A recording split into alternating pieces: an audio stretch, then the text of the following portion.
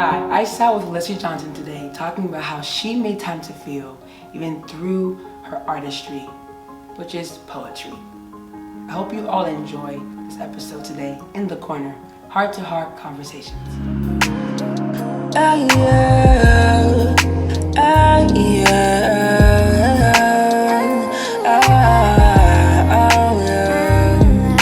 The corner, conversations in the corner.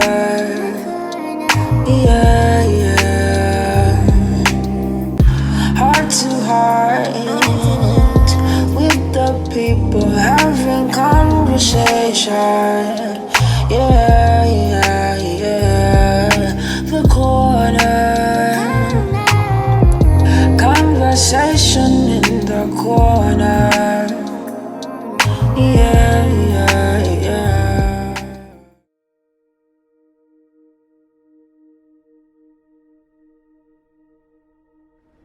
Hi, my name is Lyssy and I am 19 years old and I'm from Raleigh, North Carolina.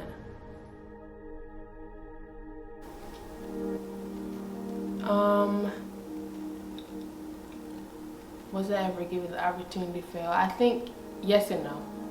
Just because I think I wasn't around, I didn't grow up with people that actually gave me the opportunity to sit and just let my emotions out, and I felt like I needed that, but I didn't really get it as much. So I think now I'm feeling everything that I was before, but now I'm just letting it out and releasing it. More so than like being able to have the opportunity to do that when I was younger.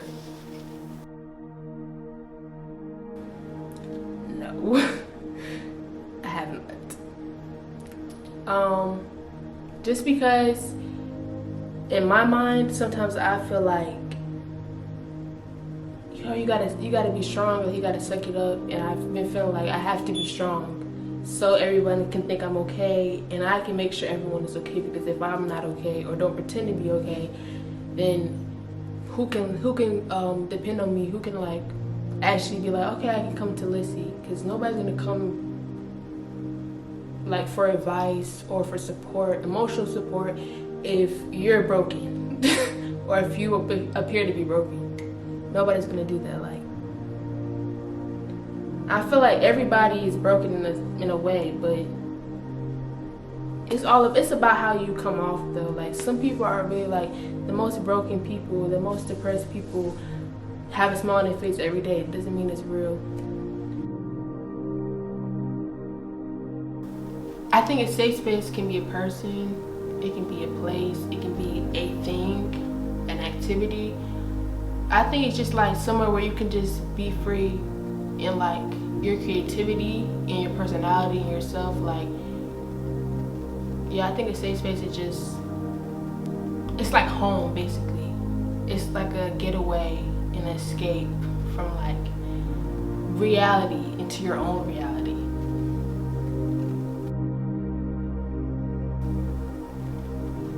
I think I am, because I make sure that I protect everyone and make them feel safe coming to me, because I feel like that's important, because I want somebody to make me feel comfortable in coming to me. And I think it's important to make other people feel like safe, because so many people in this world will literally make you feel uncomfortable and make you feel like you cannot be yourself and you can't express yourself because you're different. Like, literally when I was younger, I was like, everybody was like, that girl's weird, because I would wear blue lipstick to school, but I didn't care. I just did me. But people respond to stuff like that differently. Like, nowadays, everybody wants to look the same, be the same, move the same, and I've always been, even if I was insecure when I was younger, I was always true to myself. I was weird, okay. I'd rather be weird than to be just normal and just to be regular. So I feel like me and having like feeling like I didn't have a safe space for so long, I would never want anybody to feel like that. Like, ever. Like, it literally makes me emotional, because I don't care if you tell me you want to be an alien. I'm going to support you. I want this to be I want people to come to me and be like, oh my gosh, like, I need to tell you this, and and I want to do this, and this is my dream. That makes me feel good about myself, because I can leave this earth knowing that I gave somebody comfort. Because I couldn't, like, live with myself if I knew that I was just making somebody feel uncomfortable and feel like they couldn't be who they were, because a lot of people make me feel like that, especially in high school, because kids are cruel. Like elementary school, middle school, like kids are real cruel. So that was a lot. Yeah, I just couldn't live with myself if I knew I was just making somebody feel the way most people made me feel.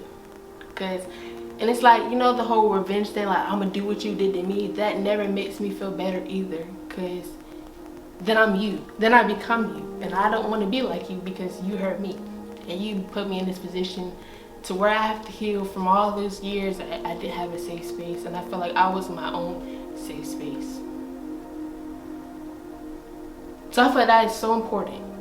No matter if you don't necessarily agree with the way people are, the things that people do, they're not living for you. They're not living for you. This is your world. Like, everybody's just an extra in the background. Like, they're literally just in the background. This is you. This is for you. Like me,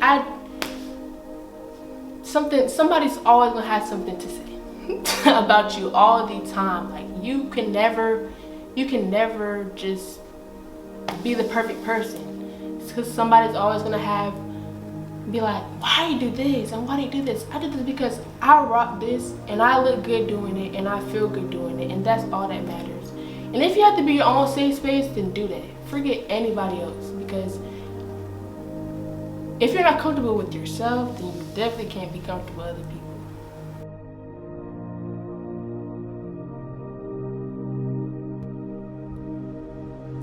It made me feel like maybe like I wasn't enough and I had to be somebody that I wasn't. It made me feel like I was less than below to people, but it's like we all on the same level. Like, nobody is above anybody. Just because you're a millionaire does not mean that you're better than somebody that's on the street poor. That's not how that goes. So I feel like when somebody like made me feel like I couldn't have a safe space, it made me want to just be by myself and be my own safe space. Because if I can't go to anybody else, then I mean, all I have is myself. At the end of the day, I'm born by myself, I'm gonna die by myself. That's how I think. Not in that way, not in a negative way, but just trying to be secure in myself, because if I'm not secure in myself, then nothing really matters to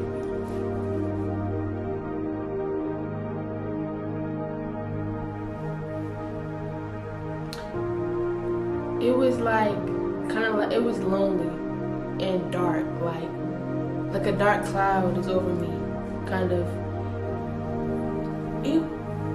So it was kind of like back to when I was depressed and I didn't understand what was going on with me. Because people think, you know, depression just sadness. It's really just emptiness, and you're not knowing like how to go on with life. Like, everything feels like a task more than just you living life. So I feel like that moment where I didn't know who to express my feelings to, it just was really lonely and just dark. And it took me a long time to get out of that place. And it was really hard, because when you sad or when you upset, like, oh my God, you want to tell your friends, like, girl, let me tell you what happened, or I'm really not feeling today, But when you don't have that, or when you feel like you don't have it, because you probably do have it, and I probably did have it, my mind was it was in a dark place that I was like, my mind instantly went to the fact that I don't have anybody. Because depression changes your reality, so you really think things are worse than what it is, when it's really not. Not saying the situation is bad. Don't invalidate your feelings. Don't make yourself feel like your situation is invalid, because it is. If you're depressed, that's valid, no matter how you got to that point. But your mind would trick yourself into thinking that it's worse than what it is, into thinking that you're alone, into thinking that you're lonely, when that's not the case. Like, there's always somebody. If you don't got nobody, just like one person that's literally always there, God. Like, literally, God is always there. Because I was like, dang, I do this all by myself. I gotta figure this out. When God is literally there, he how do I put this in like a visual representation, to give y'all. He literally outside. He's knocking on the door. You're acting like you don't hear. He's there. He's always there. He's always outside the door. He's always sitting next to you. He's in the grocery store with you. He's in the kitchen with you. He's at that game with you. He's everywhere. You just have to let him in. You gotta open the door. You gotta unlock the door. But you can't do that if you just like closing yourself off to everything and everyone. Because sometimes you can tend to do that if you're not in the best place ever mentally. You can push people away.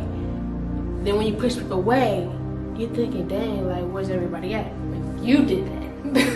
Because I've been put in that position, like, where I was pushing people away, but at the same time I was like, no, I need you. But I was like, no, get away from me. I'm good. I got it. I'm figuring it out myself. But it's like, I need you at the same time. Somebody's always there. And if you think you don't have anybody, if you know you don't have anybody, writing is always a thing. If you like art, if you like to dance, like to sing, put it into something, because emotions, feelings, like the best art comes from hurt, being broken, all that. Yes. Many times I've been told how to feel. And I feel like some people get like giving somebody advice misconstrued with telling people telling people how they feel misconstrued with like giving somebody advice. Because somebody comes to you and you're telling them like, no, I really feel like you should be okay, you should get yourself together, you're fine, invalidate somebody's feelings. And you're entitled to feel whatever you feel about anything. You're entitled to feel sad because a pin dropped on the floor. Because that's how you feel. Nobody else is in your body and your mind like, no, stop. You can't feel that way. That's not how that works. You are always entitled to feel the way that you feel about everything. I think that I've been told how to feel multiple times, and it makes me feel like maybe it makes me invalidate my own feelings because that person invalidated my feelings. Now I feel like I don't have the right to feel the way I do about a lot of things, which makes me shut down and close off to all type of feelings. But it might be good for the moment, but it always comes back. It always comes back around to get you, and now you're having a breakdown. You could have just been like, no, like, this is how I feel. I don't need you to invalidate my feelings. This is how I feel. I don't appreciate that. Because it makes you, when people do that, it makes you start to think like, maybe I shouldn't feel that way. Then now that one emotion is pushed to the back of your head. And it's always been there. It's always going to be there until you deal with it. When you don't deal with something, it's going to come back. No matter if it was a year from now, 5 months from now, it's always gonna come back. So if you don't deal with it in that moment, or if you don't give yourself time to feel, if you don't give yourself time to feel, it's just going to backfire. And I feel like it's never good because it's just bottled up, and when you explode sooner or later. So why not just let it go now and then don't have to deal with it later?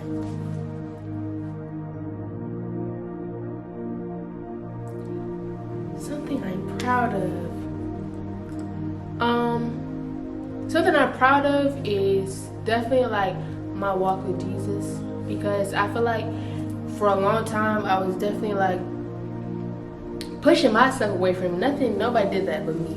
I feel like for the longest I was involving myself or around people, maybe that had pushed me away from that. Just like the stuff that's been going around lately, it made me distracted. So my hearing, like, for God, like his voice, like it got closed, and I became deaf to his voice. So I feel like I'm proud in that, because I'm getting better, like, with praying and actually giving it to God. Because I've, in the past, like, I don't even know how many years, probably like 2 to 3 years, I've been having trouble with hearing God and like giving it all to him, because I felt like I had to do it by myself. I'm working towards just being a better me and just being genuinely happy all the time, instead of like faking it. Because faking it, I mean, you can fake it till you make it, of course, but like I want to be genuinely happy, like, and smile all the time, because I feel like genuine happiness is just, I mean, that's what everybody searches for. People sometimes search for that for a lifetime, but I want it now. I want it now.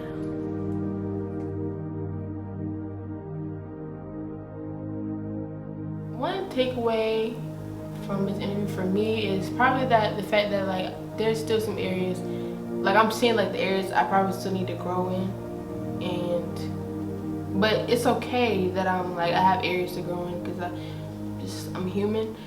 But I think like it's making me feel like maybe I need to like deal with stuff more, but not necessarily just venting to people, but like dealing with it myself, because I can, like, but yeah, this interview is like making me, no, I'm fine.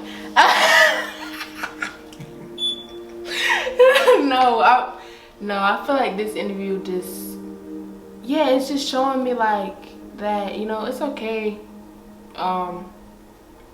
It's okay to be the way that I am, and it's okay that I've been through a lot of stuff, and and it's okay that I am a little broken in some areas, but I still have room to grow, and I have people that actually love and care about me and support me, and they're always going to be there.